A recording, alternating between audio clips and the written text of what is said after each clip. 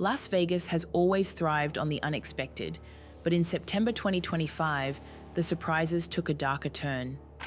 Imagine walking into one of the Strip's most exclusive nightclubs where the lights flash, the music roars, and the crowd is screaming as Justin Bieber himself takes the stage. Only this time, it wasn't Justin Bieber at all. A clever impersonator managed to fool thousands of fans, security staff, and even the casino's management into believing they were witnessing a global superstar pulling off one of the most embarrassing scams in recent Vegas history. It's the kind of story that captures everything about this city, the spectacle, the chaos, and the fine line between illusion and deception. But that was just the beginning.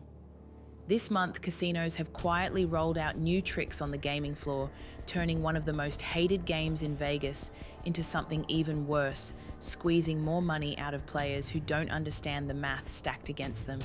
And if that wasn't enough, city officials just approved a controversial Formula One deal, spending tens of millions in taxpayer money to keep the race alive, even as locals and businesses complain about the disruption and costs. Add to that a sharp drop in international visitors, stricter rules for casino workers, and a housing market on the edge, and you start to see the bigger picture. This isn't the Vegas you remember. It's a city caught between glitz and desperation, and today we're pulling back the curtain to show you why. It started as a night like any other at Wynn Las Vegas. The Excess nightclub was packed, the energy was electric, and the crowd buzzed with rumors that a big celebrity might make a surprise appearance. This is Vegas after all, where unannounced performances and last-minute guest sets are part of the mythos that keeps tourists pouring in. But no one in that room could have imagined that the superstar they thought they were cheering for wasn't a superstar at all. When the lights dimmed and a figure stepped on stage, the crowd erupted in cheers because standing there was Justin Bieber. At least that's what everyone believed. The man looked like him, moved like him, dressed like him, and even sang like him. Phones lit up the room, capturing every second as the supposed Bieber performed to a screaming audience. People rushed to take selfies, convinced they were in the presence of one of the world's biggest pop icons. The problem was, none of it was real. The man was nothing more than an impersonator, a bold con artist who managed to slip through the cracks of one of Vegas's most elite venues. For hours, he posed as Bieber, even snapping photos with excited fans, while security and staff stood by, apparently just as convinced as the crowd. Many assumed it was a spontaneous performance because Bieber had previously performed at the Wynn back in 2021. The illusion was believable enough that even employees seemed to rationalize it away. Maybe he was back for a surprise. Maybe he decided to give the fans a free show. In a city built on fantasy, it didn't seem impossible. By the time word spread that this wasn't Justin Bieber at all, the damage had already been done. Footage of the impersonator exploded online, quickly going viral. Clips spread across social media, showing fans screaming, singing along, and flooding the stage for a fake celebrity who had no real connection to them. Comment sections lit up with a mix of laughter, embarrassment, and outrage. How could one of the Strip's most famous properties be fooled so easily? How could a major Vegas casino let its guests believe they were witnessing the real Bieber, when in fact they were victims of one of the city's strangest scams? For Wynn Las Vegas, the incident was nothing short of humiliating. Casinos pride themselves on exclusivity, prestige, and airtight security, but this fiasco made them look careless and out of touch. To some, it was just another Vegas story, a bizarre headline in a city already famous for bizarre headlines. But to others, it symbolized something deeper, the growing cracks in an empire built on spectacle. If Vegas can't even tell the difference between a fraud and the real thing, what else is slipping through the cracks? Tourists may laugh it off as harmless entertainment, but for the city's reputation, it was a nightmare. Vegas has always traded on authenticity dressed up as fantasy. You're supposed to know the magic is fake, but trust that the star power is real. When even that line gets blurred, the whole experience starts to feel hollow. The impersonator didn't just fool a nightclub crowd, he exposed how desperate Vegas has become to hold on to its image of glamour and celebrity. And in many ways, that desperation is more dangerous than the scam itself. While the fake Justin Bieber scandal left people shaking their heads, The deeper and more costly deception was happening quietly on the casino floor. In September 2025, Caesars Entertainment and other major operators rolled out changes to roulette that stunned gambling experts. The already controversial 000 roulette, long despised by Vegas regulars for its inflated house edge, now came with a new bonus bet. On the surface, it seemed enticing. If the ball landed on green twice in a row, the payout was 280 to 1 on a 00 wheel or 130 to 1 on a 000 wheel. Flashy numbers designed to make gamblers feel like they were chasing a jackpot. But buried behind those payouts was a brutal reality. The house advantage skyrocketed to more than 22%, making it one of the worst bets you could possibly make in any casino. For seasoned players, this was nothing short of predatory. Roulette was already a game where the odds favored the house, but these new bets transformed it into a sucker's trap. And yet the very reason casinos keep inventing twists like this is because people play them. Tourists come to Vegas with dreams of beating the system, but few understand the math stacked against them. In the heat of flashing lights, pounding music, and free cocktails, the fine print disappears. Players hear only the words "big payout" and convince themselves the next spin could change their lives. Casinos know this, and they exploit it relentlessly. The irony is that Vegas markets itself as the land of excitement and opportunity, when in truth it has mastered the art of extracting as much money as possible from those who don't take the time to calculate the odds. For decades, this was part of the bargain. You gamble, you lose more often than not, but you pay for the experience. Now, however many long-time visitors feel that bargain has become a one-sided hustle. Fees are hidden in your hotel bill, drinks cost a fortune, and even the games themselves are rigged more aggressively than ever before. The roulette change is just the latest example of how far the Strip will go to squeeze every last dollar. The backlash has been growing online. Travel forums are filled with frustrated tourists venting about the 000 wheel, calling it a disgrace and a scam. Some gamblers openly say they won't return to Vegas because they feel cheated, not entertained. They compare the Strip to a trap rather than a playground.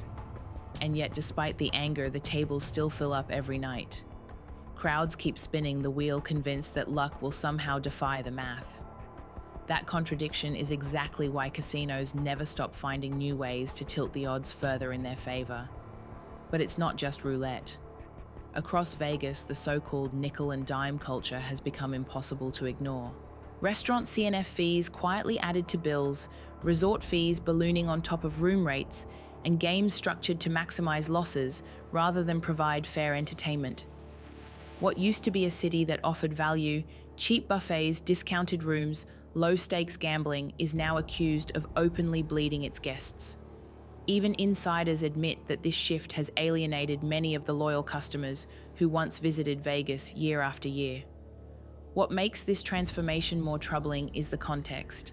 Strip casinos are reporting declining revenue, fewer visitors, and empty hotel rooms, yet instead of innovating in ways that benefit the customer, they're doubling down on squeezing the ones who still show up. The result is a cycle where visitors feel ripped off, complain loudly online, and then stay away, deepening the city's slump. It's the very opposite of what made Vegas legendary.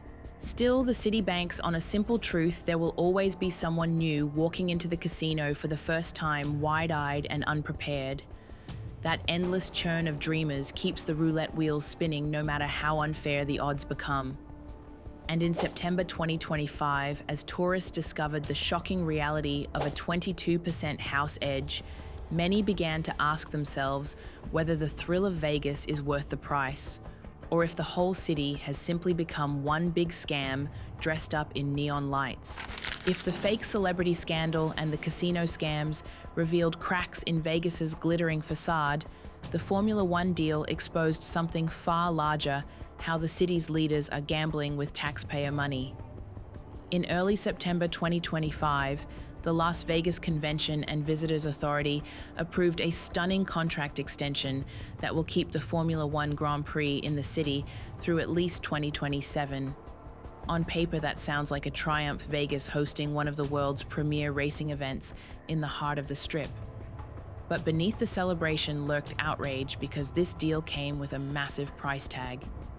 The city will now spend up to $20 million annually to support the race, a dramatic increase from the $6.5 million a year that had been allocated under the original 3-year contract.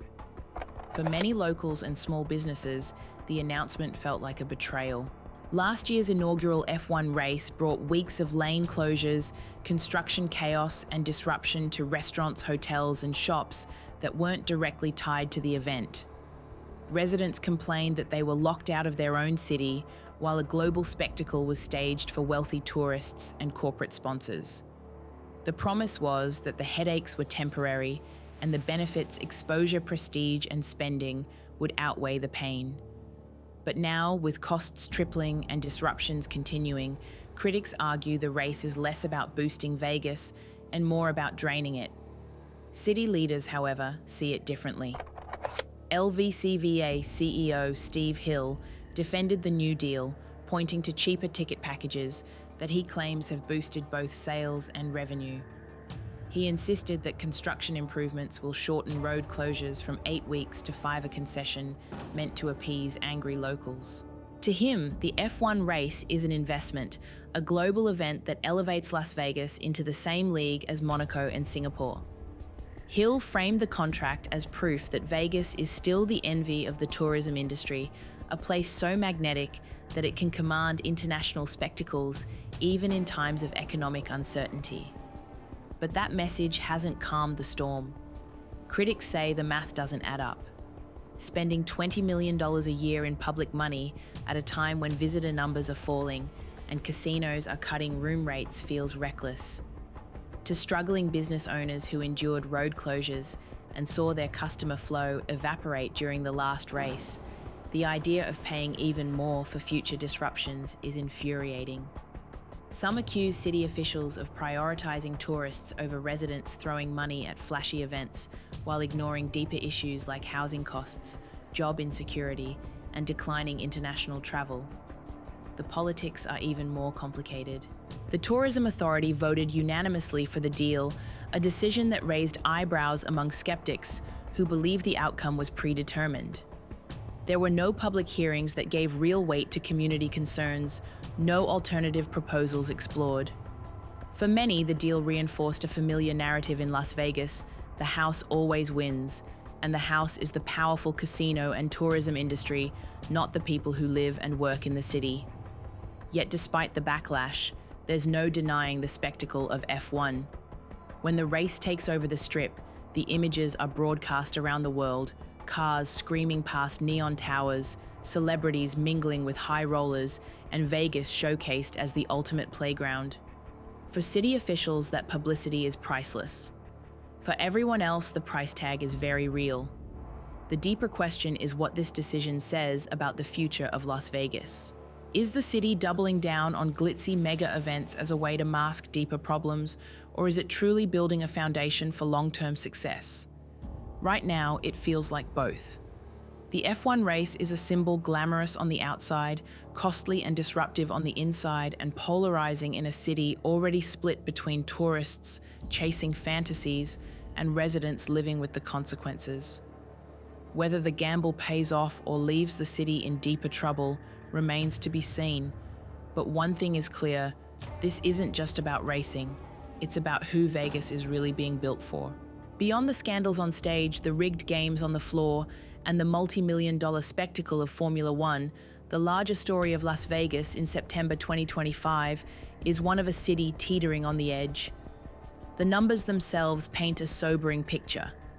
Visitor counts are down 7% compared to last year, with June alone showing an 11% drop. International tourism, once a reliable pillar, has been gutted by a sharp 20% decline in Canadian visitors, long considered one of Vegas's strongest international markets.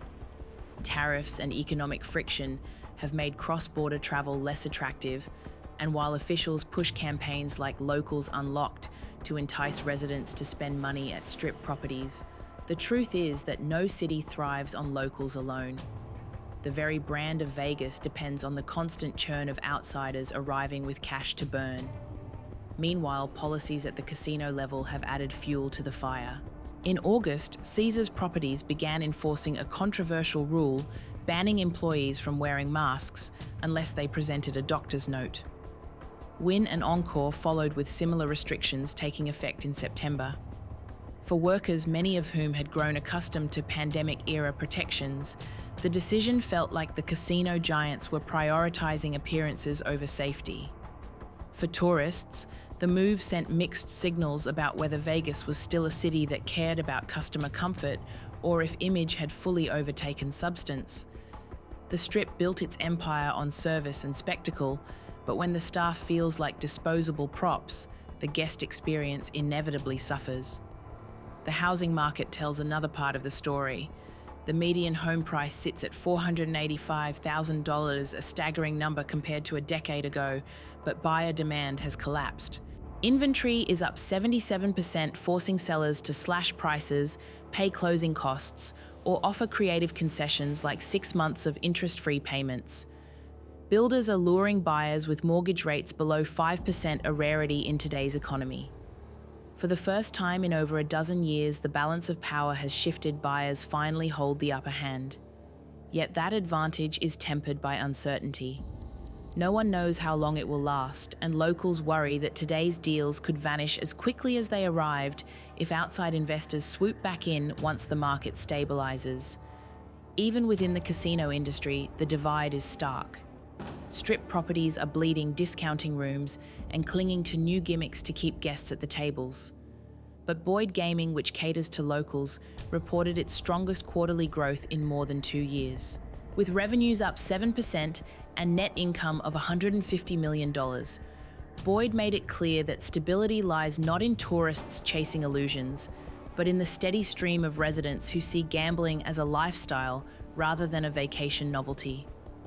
CEO Keith Smith dismissed the idea of slashing rates bluntly, stating, "We're not offering $19 hotel rooms, and we're not going to."